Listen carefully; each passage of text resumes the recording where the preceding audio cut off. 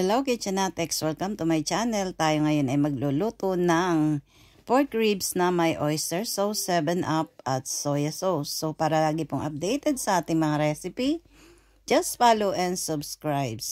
So let's start! At ito ang ating mga ingredients para sa ating pork ribs.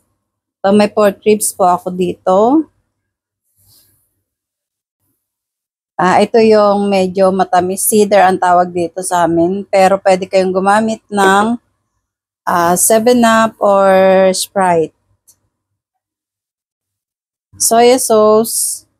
Meron din akong sweet soya na kung kakailanganin natin dagdagan ng sugar, ng tamis, ay sweet soya yung lalagay ko. Pero kung wala kayo nito, pwede kayong gumamit ng brown sugar. So, at meron din tayong konting garlic. Sa isang kawali, maglagay tayo ng konting oil. Kailangan mainit na mainit.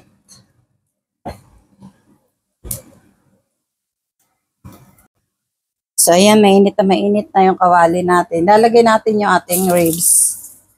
Hindi natin kailangan damihan dahil ayaw natin na magtubig yung ating karne. Yung karne natin.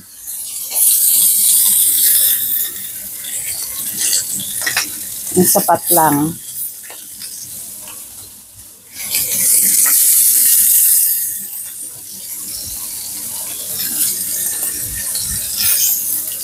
Yan, ganyan. Nagba-brown yung ating karne. Mas masarap po to kaysa dun sa sinasangkot siya.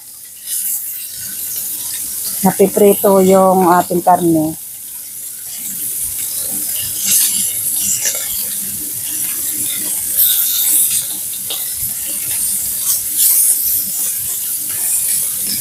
Iniiwasan natin na marami yung inilalagay natin kasi para hindi siya magtubig.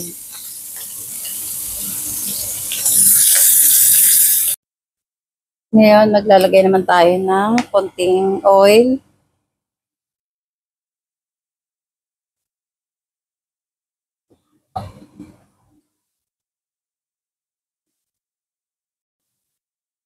Tapos, lagyan natin yung ating garlic. So, set aside muna natin yung ating garlic na pinirito.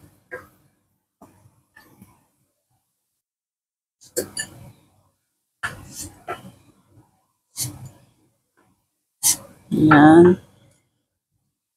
Tapos ngayon, lalagay na natin yung ating pork.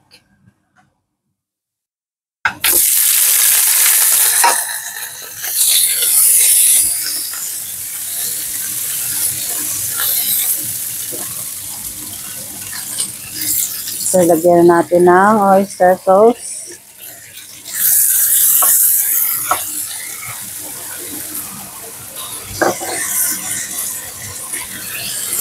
Lagyan na rin natin ng soy sauce.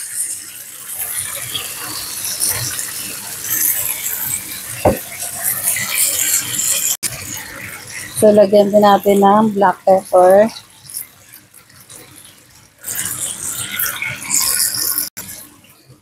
So, lalagay na natin yung ating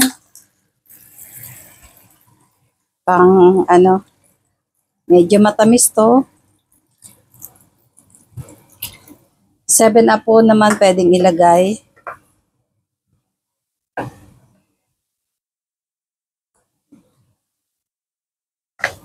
So, palalambutin lang natin ito hanggang sa mag-reduce yung tubig niya. Magdagdag na lang tayo ng tubig kung kinakailangan. So, ayan. Malambot na po yung ating kasi gumamit ako ng pressure cooker.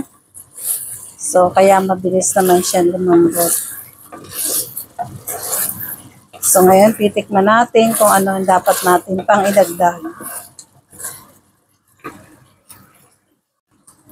So, okay na siya. Wala na tayong dapat idagdag kasi ayoko naman yun. Sobrang matamis. Ngayon, nilalagay ko naman yung ating garlic. Yan.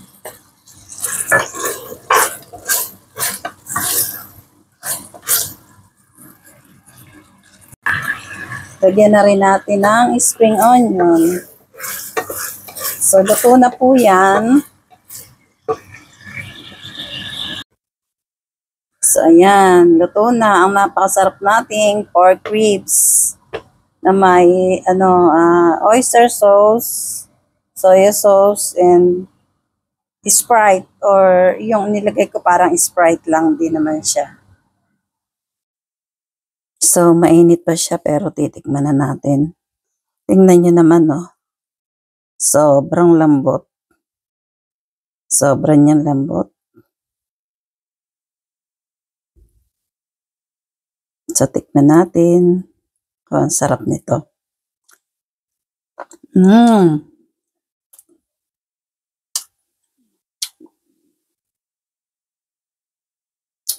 Napakasarap po. Ang sarap niya.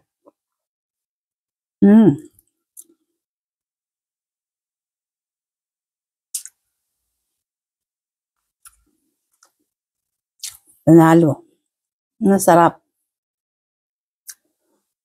So, para lagi pong updated sa ating mga recipe, just follow and subscribe. Thank you for watching.